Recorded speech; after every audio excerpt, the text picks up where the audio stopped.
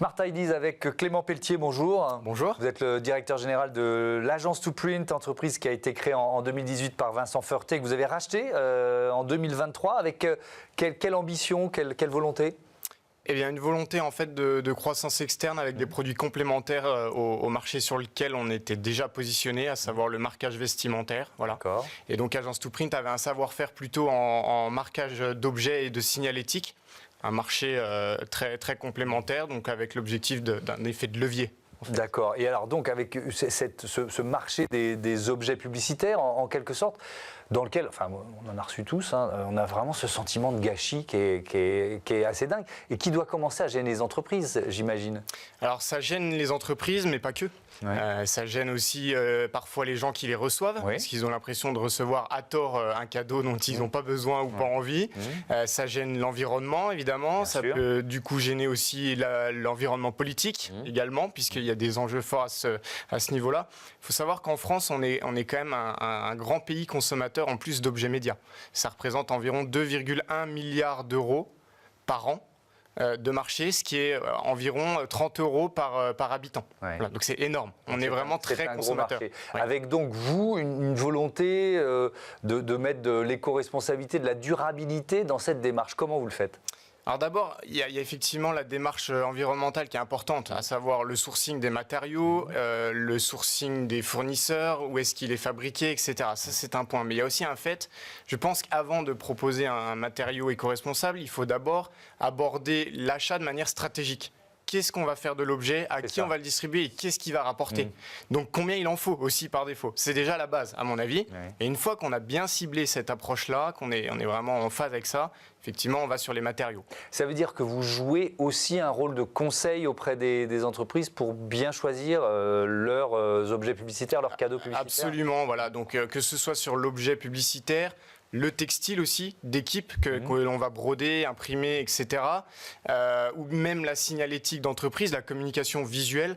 On va effectivement jouer un vrai rôle de conseil. C'est ce qui nous démarque d'ailleurs chez Agence 2Print. C'est cette approche stratégique pour que l'investissement, comme je viens de le dire, soit un vrai investissement et pas un achat à fond perdu. Alors, sur le choix des matériaux, revenons aux détails parce qu'on va après se poser la question du coût. Si on veut avoir des matériaux de qualité, qui viennent pas forcément de l'autre bout de la planète, comment vous faites ? Il y a un coût supplémentaire, on ne va pas se voiler la face par rapport à ça. En revanche, comme en règle générale on essaie d'appliquer le classique moins mais mieux, on a aussi finalement un budget global inchangé, avec des achats un peu plus du coup stratégiques et ciblés qui nous permettent d'aller sur des matériaux co-responsables et je suis d'accord avec vous, je vous rejoins, plus onéreux. Et alors, de quels matériaux on parle ? Alors, on parle de beaucoup de matériaux. Oui, parce qu'il y a plein d'objets possibles. Donc, absolument. Quand on parlait en 2019 de plastique recyclé à base de bouteilles, aujourd'hui, on parle de coquilles d'huîtres, on parle de cosses de fruits secs issus de l'industrie agroalimentaire, on parle de briques de lait, on parle d'aluminium, on parle de marc de raisin, on parle vraiment de tout un tas de déchets possibles, inimaginables, aussi bien issus de végétaux que de minéraux. Enfin, c'est très... Donc les filières existent, quoi. Les filières existent. Alors, en France, très peu. D'accord. Ça, c'est le problème. On arrive à façonner le produit, on arrive à concevoir le produit, on arrive à le marquer de manière éco-responsable, que ce soit de la gravure, de l'impression végétale, etc. Mais on ne sait pas recycler la matière première pour la transformer chez nous. Donc généralement, les matériaux viennent des pays plutôt de l'Est. L'Autriche est très en avance par rapport à ça. L'Espagne est très en avance également. En France, on est encore un petit peu à la traîne, on ne va pas se cacher. Oui, effectivement. Et donc, vous les produisez en France ? Vous les faites, c'est vous qui les façonnez ici en France ou vous les Alors nous, non, on est entouré d'un réseau de partenaires en fait, qui sont eux des fabricants français ou frontaliers. On travaille beaucoup avec les Suisses actuellement parce qu'ils ont là aussi une image de marque qu'ils savent tenir avec des produits très qualitatifs qui répondent à des enjeux de qualité dont nous, on a besoin dans notre marché.